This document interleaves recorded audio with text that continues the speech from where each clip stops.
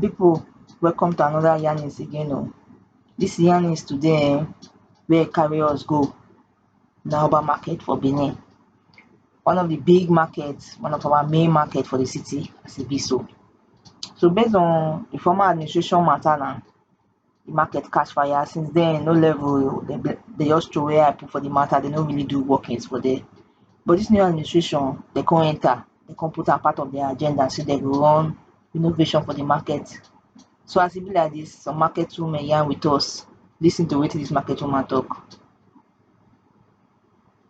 So wetin we wan basically ask you now na say whether you dey happy with the renovation and wetin you want make government do for dis una urban market. We dey happy with the renovation. Everybody dey happy. Now wetin we want make government do for us. They say they want drive everybody come out. We na all this road no go fit contain everybody. Dem go finish this side, then people go move come this side. Dem go continue the other side. This one, the thing dey somehow as every day now. Sometimes people go dey fight, dey kill themselves for only one small space for road. E get one certain time now, inside last month.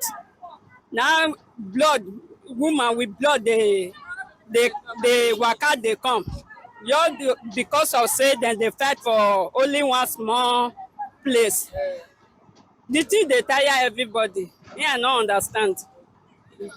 So the market women yarn is na just say make government just try quick for the renovation wey dem dey do, because normal as you fit see am now, traffic dey occur, and as you see am, e come make the traders come dey trade for streets, and e no good, e no dey safe for everybody.